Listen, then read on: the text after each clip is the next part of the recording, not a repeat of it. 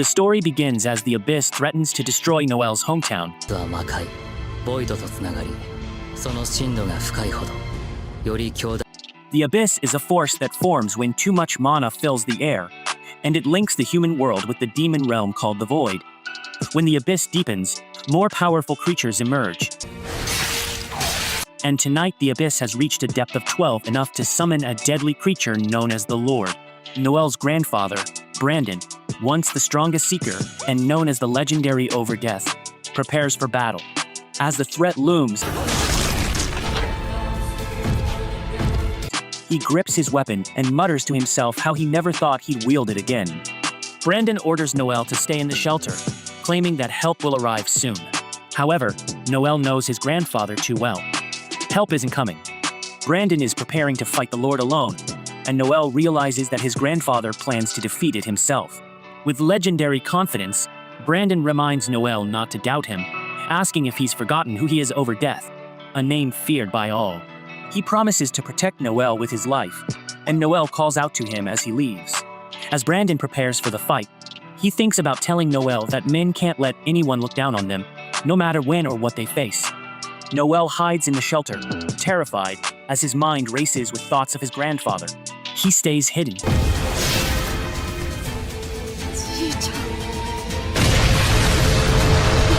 Feeling dread creep over him as the moments stretch on. Eventually, Noel steps out of the shelter and finds Brandon gravely wounded. Brandon reflects on his fate, acknowledging that even death has his limits. He tells Noel that this is the path of seekers. Choosing a life of combat means living with death always nearby. Despite his condition, Brandon has Noel if he still wants to be a seeker, even knowing the dangers that come with it. Noel, holding back his emotions, responds with determination. He tells his grandfather that he will follow the same path and become a seeker. Brandon, though proud, tells Noel that being a seeker is not enough. He must become the strongest, and he has Noel promise that he will surpass even him. Noel then swears that he will become the strongest seeker. Brandon chuckles with pride and tells Noel that he loves him. In that moment, Brandon passes away, and Noel screams in agony. It's been 2 years since then, and we see that Noel has kept his promise to become a seeker. His team is confronted by monsters, so Noel expertly gives them orders on the best way to win the fight. Noel belongs to the weakest support class called Talkers, but he's proud of it being his job. After defeating the monsters, Noel's team starts cutting them apart. Noel explains that lesser vampires can't use magic, but their queen can reproduce rapidly, creating endless spawns, each strong enough to tear apart an ox. As they strategize, a vampire attacks Noel, but Tanya saves them just in time. The team considers targeting the queen directly to stop the spawns, but Noel advises against it. He explains that their C-ranked team should focus on the spawns first for a higher chance of success. The team knows how critical Noel is to their success, acknowledging that is the buffer of the party. He has the authority to give them orders despite their rank. They can take on this B-rank mission because of Noel's direction and skills. Noel then reflects silently on his role. Being a talker means he specializes in support, using his buff words to increase the team's combat abilities. However, his own fighting strength is weak, and he has to rely entirely on his comrades in battle. This is why talker walkers are often ridiculed as the weakest class. Suddenly, the queen comes out of nowhere, releasing a poisonous gas. The gas spreads quickly, causing chaos. Lloyd and Walter immediately recognize that they must save Noel first because they know that they are powerless without his buffs. Tanya follows as they rush to rescue him. However, in the midst of confusion, Tanya is struck by the monster without Noel's buffs. Lloyd and Walter struggle to fight back, and they know that they can't win without him. The team begs for Noel to give them orders, and they remind him that he's supposed to be the talker. Anger rises within Noel as he tells everyone not to look down on him. He pulls out his weapon and he prepares to show his team how a talker fights. Noel uses his talker skill called Tactician.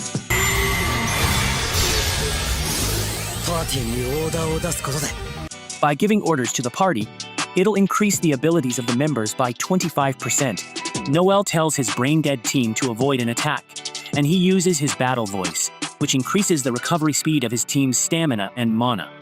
Noel has Tanya cast a barrier on the two warriors, and he has them destroy the beast. However, things get worse as they notice more monsters nearby. Tanya begins to panic, So Noel uses his peer support skill to stabilize her frantic mental state. Noel sets a timer for 74 seconds, and he declares that he will take care of the small fry so the others can focus on the main body. He continues to instruct the others on every single move they make, and he tells them to prepare the most powerful attack. Noel stuns all the small fry and prepares his magic gun, the only anti-beast weapon that a talker like him can rely on. Noel fires a nice bullet to freeze the demons, but one escapes. Noel only has one bullet left, and 43 seconds remain on his timer. Noel determines that the beast will reach him in 23 seconds, so according to his calculations, he has just enough time to tell the guys to attack the main body. He gets the message out just before the beast attacks him and is his brain dead. Teammates unleashed their attack. Tiffany's amazed that they were able to win, but she is horrified to find that Noel was struck. This is not the case, however, as Noah's timing was perfect. He dodged just enough to evade the attack, but also factored into his calculations that the spawns would lose their ability to move after the queen was defeated. The battle ends exactly as Noel predicted, with the mission completed in 74 seconds. His teammates, impressed but joking, tease him for being too calm and confident with his risky timing. Noel's thoughts then shift to a memory of his grandfather. As a child, he was upset about being a talker, and he wished to be a warrior like his grandfather. His grandfather reassured him, promising that his talent would shine and that he would help Noel become the strongest seeker. Back to the present, Noel silently reaffirms his goal to surpass his grandfather, even as a talker, the role most people consider the weakest. Noel then explains how Etter, the capital of the Velnet Empire, thrives on magic and technology derived from research on the beasts. The city depends on seekers to protect it from the abyss, and they are admired as heroes. Later, while the team enjoys a meal, Noel reflects on how, at 15 years old, he began searching for companions in a tray, knowing that as a talker, he couldn't fight alone. Walter, part of their $5,000 reward, talks about their progress, while Tanya and Lloyd discuss aiming higher. Noel, however, quietly thinks that they could benefit from having a scout, but for now, he focuses on getting experience with his current team. The conversation changes when Walter asks Noel if he's upset about the reward. Walter is drunk, so he teases Noel for caring too much about money, saying a seeker should be big-hearted. Walter's words about money trigger a memory for Noel, reminding him of something his grandfather had once told him. His grandfather explained that seekers must prioritize money to buy the best equipment and supplies for survival. Being labeled as greedy or evil is a mark of success, not shame. His grandfather, known as Overdeath, taught Noel never to let others look down on him, regardless of their opinions. Returning to the present, Noel insists he is in upset, but Walter continues to criticize him. This escalates into a back-and-forth exchange, with Noel mocking Walter's reliance on age for authority. Ability is all that matters for a seeker, so Noel mocks Walter, refusing his age to force others to agree with him. The furious Walter accuses Noel of staying safe in battle while others take the risk. Walter reminds him that he puts his own life at risk to tank for the others, but Noel continues to taunt him.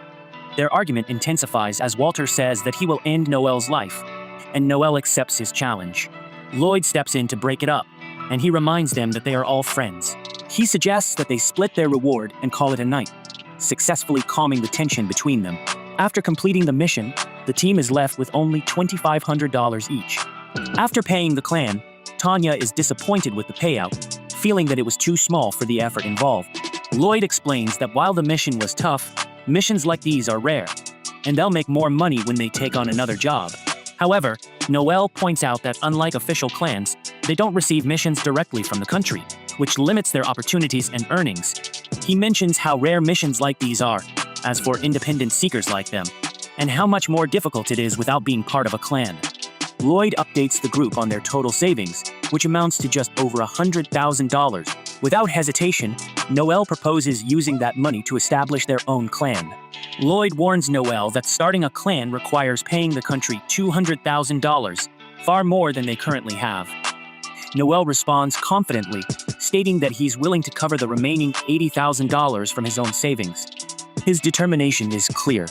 He believes that establishing the clan will allow them to break free from doing second-hand jobs and truly grow. Despite Lloyd's warnings about the high cost of renting a base of operations in the capital, Noel remains undeterred, explaining that he already has a lead on a cheap place. Lloyd expresses doubts about their ability to manage a clan, pointing out that they're still a young, inexperienced C-rank team. He feels that they aren't ready for such a responsibility. Noel challenges this thinking, asking Lloyd when exactly they will be ready. He argues that if they don't take action now, they'll remain stuck as C-rank seekers forever. He insists that experience will come from running a clan, not from waiting until they feel ready. Lloyd continues to express concern, stating that without the country's trust, they won't receive the high-paying jobs they need to succeed. Noel counters this by explaining that their youth, attractiveness, and strength are assets the country values. The government wants more seekers, and a successful seeker is often seen as both an idol and a hero. He believes that their look and skills will help them succeed, and he even brings up how signing contracts with companies could bring them sponsorships and additional income. Walter is still shocked by the conversation and can't believe that being good-looking could help them get better treatment from the country. But Noel remains confident. He even tells Walter that despite his flaws, he too has the kind of looks that could benefit the clan's image. Walter, who was initially skeptical, is eventually swayed by Noel's argument. Tired of doing second-hand jobs, he agrees with the idea of forming a clan, adding that status, payment, and money are all appealing. He even makes a crude joke about using his newfound status to attract women, which causes Tanya to scold him. With Walter on board, Noel turns to Lloyd, asking for his opinion as the leader. Noel's determination shocks everyone when he reveals that if they don't agree to form a clan, he's prepared to quit the party and take his share of their savings. He reminds them that he has a dream to become the greatest seeker, surpassing even his grandfather to let legendary over death.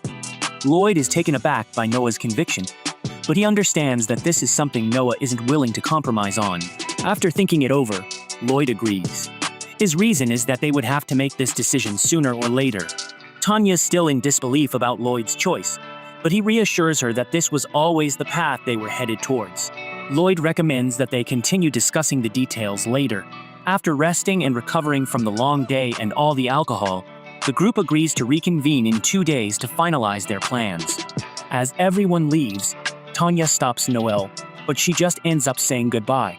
The next day, Walter frantically tells Noel that Lloyd and Tanya have betrayed them, leaving them shaken and uncertain about what to do next. According to the note, Lloyd spent all his money into some meme coins and fell deep into debt. In order to pay it off, he used all the party's money, so he and Tanya left before anyone could find out. Noel laughs like a lunatic, so Walter reminds him that they were just betrayed. Noel doesn't really care because he's enjoying the fact that the mighty Lloyd has fallen. He looks like a complete fool, so Noel tells Walter to laugh with him.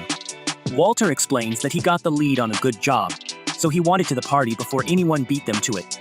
However, when he went to tell Lloyd, he found that his place was emptied out, and he found the letter.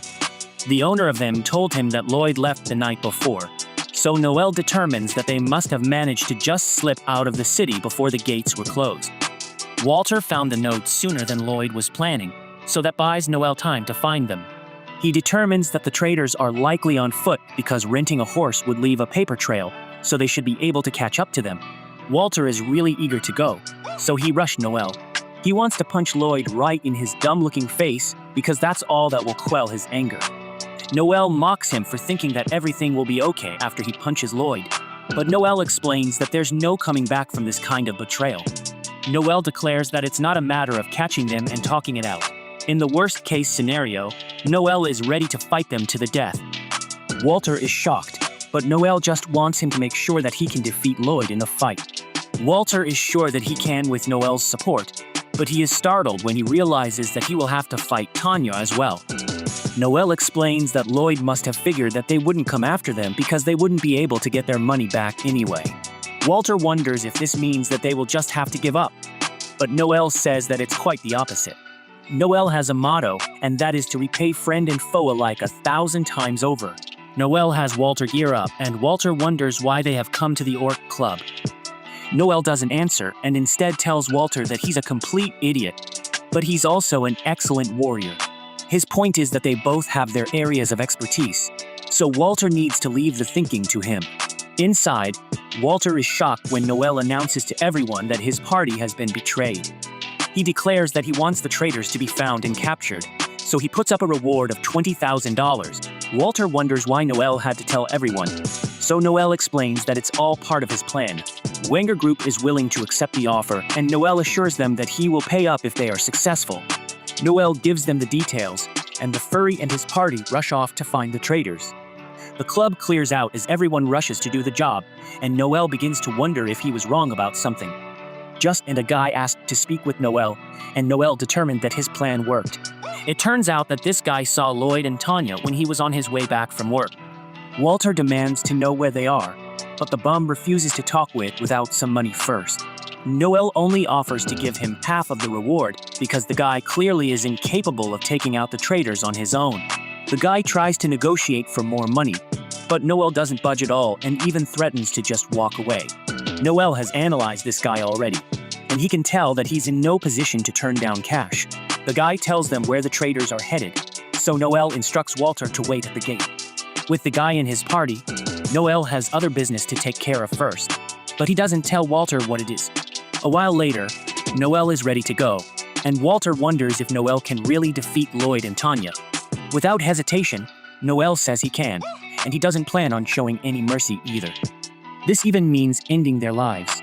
Surprisingly, Noel explains that he thinks of everything, and he even had a contingency plan in case he was ever betrayed by an ally. Walter was shocked to realize that this means Noel never trusted them, even though they were close friends. Noel explains that trusting someone doesn't mean having blind faith in them, and being critical of who you trust is the basics of building any party. Walter is ready to go, but Noel can tell that he's too soft. Walter isn't as he is making it seem, and Noel predicts that what is about to happen will be very painful for him. Elsewhere, we see the traitors. Lloyd assures Tanya that Noel won't come after them because he knows that there's no way to get the money back. They are, of course, shocked, however, when Noel appears behind them. The others come out of hiding, and Noel uses his talking power to stop the traitors from moving. Noel declares that attack is called the stun howl, and Lloyd was being too careless. Walter angrily demands for answers, but Noel calms him down and calmly asks his own questions. This leads him to his own conclusions, and Lloyd is shocked when Noel determines that his investment story was a lie. In reality, Lloyd has been gambling. He lost big and fell into debt with some sketchy people. Lloyd begins to apologize as the truth is finally out. But Walter loses his mind, and he reminds Lloyd that they risked their lives countless times for that money. The gambling addict bites back and points out that none of them have any idea how hard it is to be the leader. They all push the burden of leadership onto him, but they also want all the privileges when it suits them. Lloyd continues defending himself, but Noel shuts his face up. He points out that Lloyd was the one that wanted to be the leader in the first place, so he can't complain about how hard it is. Noel makes him pay for his mistakes, and Lloyd begs him to stop. Everyone is horrified as Noel just continues beating him down, and he declares that Lloyd can apologize after he has taken another 1,000 kicks. Tanya begs him to stop, but she is horrified when Noel wonders if she wants to be kicked instead. Noel doesn't discriminate against women, and he won't hold back when he punishes her either. Noel doesn't want to hear any of her excuses, so he just uses his talking ability to get her to confess about gambling with Lloyd. She admits to dipping into the party's funds as well, but she blames everything on Lloyd. She is a serious gambling addict as well, so she says that they could have won it big if Lloyd just let her gamble more. Noel's talker skill called confess forces a person to tell the truth, and Tanya is furious when he releases her mind. She points out that it's illegal to use mind control skills for personal gain, and Noel could go to jail for it. Noel agrees that this is normally the case, but Lloyd and Tanya are criminals who embezzled party funds. Imperial law allows the use of mind control skills if it's to make criminals admit to their crimes. Noel is absolutely terrifying, and he tells Tanya that they will be the only ones going to jail. Embezzlement is punishable by 10 years of hard labor, so Noel congratulates them on throwing their lives away. The guy from earlier is ready to get paid, but he gets antsy when Noel tells him to wait.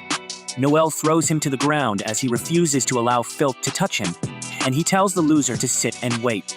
The guy doesn't take the insults lightly, so Noel just silences him with a punch to the chest.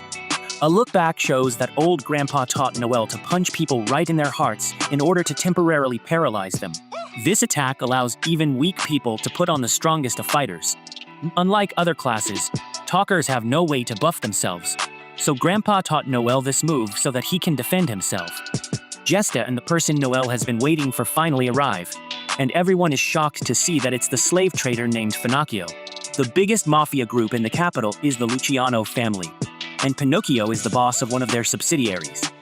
This guy is cheery, but he can also be horrifyingly cruel. He is the very definition of a two-faced. Because of this, the people call him the Mad Clown. Walter realizes that this meeting is the business Noel was taking care of. Before leaving, Noel knew that Tanya and Lloyd wouldn't have a single penny left of their party's funds, so he made do with Finocchio to recoup the lost money. That is when Noel decided that he would sell Lloyd and Tanya as slaves. Tanya refuses to agree to this, so Noel offers to hand them over to the military police instead. Noel is really evil, as he gives some statistics. The survival rate for prisoners sent to work in the mines for 10 years is only a meager 2%. Noel suggests that they just agree to be slaves, because at least they might be able to luck out with a kind master. Finocchio does his appraisal, but he only offers to pay $60,000 for the pair. Finocchio explains that he usually pays more, but there's something happening at the capital. A certain church is about to issue an ordinance that will force the rich to have to cut back on luxuries.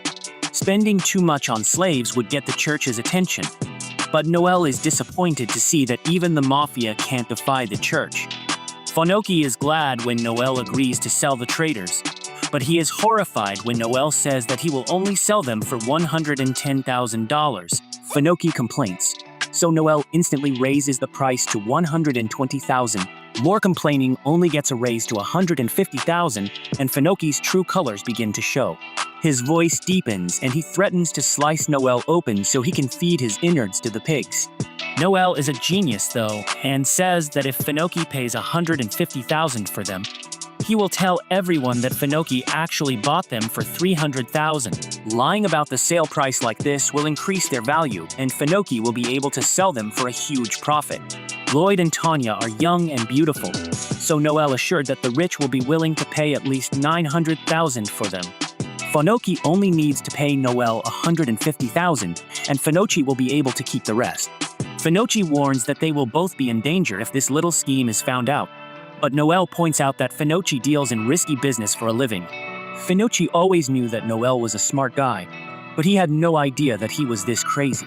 He asked Noel to join his family, and even offered to give him a leadership role. Noel rejects the offer, but Finocchio does agree to pay him $150,000 for the traders. Finocchio doesn't want word of this getting out, so he makes a terrifying threat to the poor guy. Finocchio makes the upfront payment to Noel, but Tanya begs for mercy. She reminds Noel that they are friends, but he just calls her a traitor and says goodbye. Tanya turns to Walter for help next, and she reminds him that he's supposed to be in love with her. Tanya loses her mind, and she insults Walter for being a coward, as she is taken away with that business. Over with, Noel pays the poor guy his $10,000. The guy tries to insult Noel for being such a jerk, but Noel tells him to do a better job of keeping his emotions in check. The guy just calls Noel the devil, but this doesn't bother Noel. Instead, he plans to use that notoriety to forge himself into the strongest in the world. Later, Joel arrives at the gate to say goodbye to Walter. They had a talk earlier because Walter was thinking about quitting as a seeker. Noel assured Walter that while he is the dumbest person he has ever met, he is also a great warrior. He's the best, he knows, so he wanted the two of them to build their party from the ground up. Noel needed him, but Walter ultimately decided to quit being a seeker altogether. Noel leaves Walter with a passing gift, and Walter can't figure out if Noel has a heart or not. He wonders if Noel knew that he was actually the one time he loved, but he knows that Noel isn't in search of love. Noel only cares about strength and strength alone. Walter thinks about how happy their party used to be, and he dramatically says goodbye to the best party member he has ever known. Afterward, where is Noel thinking about how he has to start from square one now? He spots some snakeskin nearby, and his composure changes again. He says that snakes shed their old skins in order to grow new and stronger scales. Noel will have to do the same. So starting today, the Blue Beyond party will be born anew. A while later, Noel begins to search for a new party that he hopefully won't have to sell. Wolfbugs is our hero. As he points out, the talkers can't fight alone, so he wants Noel to join his party. Wolf's party is called Lightning Bite, and they have a lot of potential as a C-rank rookie party.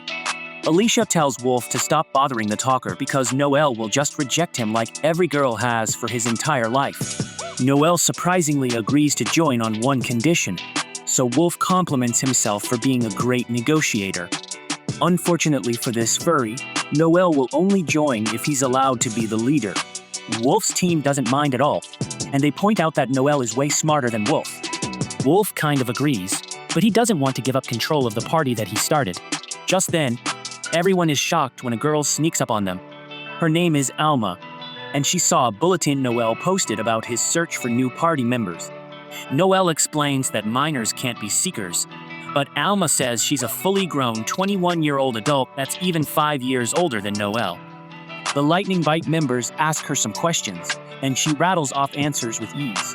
Noel actually has some serious questions, and he learns that Alma is a C-ranked scout. Noel thinks she might be pretty valuable because scouts can detect danger when exploring abysses. Noel wants to know why she wants to be a seeker, but Alma reveals that she doesn't want to be a seeker at all. Surprisingly, she is only interested in Noel, the grandson of Overdeath. Alma doesn't actually know Overdeath, but her grandfather fought him once and lost his arm. Noel assumes that she has come for revenge, but she actually just came to see what kind of secret Noel is.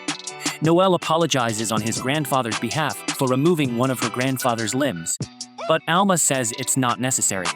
Alma reveals that her grandfather's name is Alcor, and this name since chills down the spines of everyone in the bar. This is because there's a secret society called the Society of Assassins. They will take out anyone for the right price. Alcor is its leader, and he is a legendary assassin. Some guy accuses Alma of lying, and he tells Wolf that she is in the wrong bar. Seeker bars have unwritten rules that say you have to be a certain rank to enter. He says that rookies like Alma are not allowed in this bar, and it's a custom to beat up rule breakers. Noel explains how Seekers are ranked, so Alma determines that she just has to beat up the Big Eight to show that she belongs. The others worry about her saying such bold things to the big strong guy, but Noel seems very confident in this girl's abilities. The big guy named Logan tries to attack her, but Alma quickly turns the tables and wrecks the guy. Everyone is stunned, so Noel doesn't waste any time, and he hires her to join his party. Alma is hungry, so Noel gets her a fried bun to snack on, and he is glad to see that she really is the granddaughter of Alcor. Noel had his doubts because she was claiming to be related to a legendary assassin, but she definitely proved herself. On the other hand, Alma never doubted that Noel is Overdeath's grandson because his eyes say that he would do anything to win. Alcor passed away recently, and he always warned Alma to never fight Overdeath. Alma has been training in the mountains to become an assassin. She hasn't leveled up to B rank yet, but she says that she already meets the conditions. Alma tried joining the Society of Assassins, but something went wrong. A look back shows that she was disappointed to see that some weak-looking guy was her exam opponent. The guy was insulted, and he was determined to show her what a real assassin could do. The guy stood no chance, as Alma just toyed with him, and he begged for the exam to be stopped. Alma declared that Alco always told her that only the strong survive in the Society of Assassins, and the weaker sacrifice to the god of the underworld. The guy tried to tell her that that stuff was outdated, and that this society is no longer run that way. Balma didn't care, and she ruthlessly tried to end his life. Alma was stopped by the new head of the society named Cyan, and Alma was never let in. They approved of her skill, but they told her that she wasn't a good fit. They had no need for old-style assassins, as they were heading in a different direction. The society used to be an underground group, but they are planning to affiliate soon with the Crown. Noah lay shocked because this means that there will be a legitimate organization. They will mainly be doing espionage instead of eliminating people through contracts. Alma remembers that this was supposed to be a secret, so Noel wonders if this society will send assassins to silence him. Alma says that she will act as his big sister to protect him, but Noel quickly shuts down the idea of her being his sister. As the two journey, Noel explains that there are several types of buffs that buffers use. For example, there's the talker skill called Assault Command. It's powerful enough to end a fight in one shot, but it will backfire badly if it's used at the wrong time. This is why buffers must be very aware of everything that's going on the battlefield. A buffer's real job is to control the flow of the battle. Buffers can't buff themselves, however. and they're really not meant to fight at all. Alma knows that Noel is different, and he agrees that it's the only reason he has been able to survive for this long. The two reach their destination, and Noel tells Alma that he wants her to capture a monster. He wants to test her by having her capture her killer bunny after he buffs her. Alma says that she doesn't need his buff, but that isn't his goal. It's common to think that the buff will just make things easier, but using buff skills is not easy. As a comparison, Noel points out how scouts have a skill called Excel that doubles their speed, and it can be stacked up to 5 times. Alma had to practice this skill relentlessly, otherwise, using it would have caused her to get severely injured. Noel explains that the same goes for buffs. To make the best use of them, a person must first train to adapt to them. Noel's little experiment will test Alma's adaptability, and the results will determine what they do moving forward. Noel warns that his old teammates were very talented, but even they needed months to adapt to his buffs. Alma is not concerned, however, and she assures them that she will do just fine. After Alma determines how many bunnies are in the area, Noel buffs her with battle voice and tactician, and he starts to test. Alma's amazed by the power she feels surging through her, and Noel explains that all her stats will be boosted as long as she follows his instructions. Alma needs to capture at least 1 rabbit in 10 seconds to pass, so he orders her to do so. Alma immediately stacks her Excel skill 5 times, and she instantly captures a rabbit. She is amazed by how light she feels, and couldn't be more impressed to see what a talker can do. Noel doesn't even make it past 8 seconds, and Alma instantly returns after capturing every single rabbit in the area. Noel can't believe that she got them all because this was her first time using his buff. Noel is jealous of her inborn talent, and he decides that she won't even need training. They are even ready for their first job, and Alma's excited to explore the abyss because she has never been before.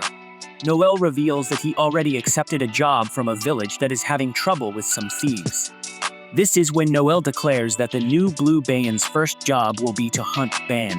Moments later, Alma enjoys her first ride on a carriage. Noel says that there is a long trip ahead of them, so he will tell her about seekers. Work seekers take a wide variety of jobs. There are crime hunts for tracking down criminals, monster hunts for capturing monsters, and treasure hunts where they search for valuable items. They are about to do a job for poor villagers, so Noel doesn't expect much of a reward, but it's more to test Alma's abilities. Alma's eager to prove herself, and Noel remembers the good old days. When they reach the halfway point to the village, Alma has some aches from sitting too long, so she hates carriages now. Unfortunately for them, most inns are filled, so it takes a while for them to find a place to stay. Alma innocently says that they can share a bed, but Noel really doesn't think that's a good idea. After Noel finishes up his shower, Alma's amazed to see how fit he is. She compares him to an untamed beast, but she thinks that it's a shame. No matter how hard Noel trains, he will never be able to catch up to inborn talent. If Noel was a warrior like Over Death, he could have been the ultimate seeker. Noel instructs her to close her eyes, and he gives her a smack on the head for the unnecessary comments. He sends her off to take a bath while he goes to sleep, but he can't stop thinking about what she said. He knows better than anyone that he can never catch up to inborn talent Over Death. However, he wishes that Noel had latent talent within himself, and he was determined to make Noel into the greatest seeker. Noel holds those words close to his heart, and he wishes his grandfather was still around. I appreciate you viewing my anime recap, Unruly Family. Please let me know what you think about this anime recap by liking, sharing, and commenting. And please subscribe to the channel to help us reach 5,000 subscribers.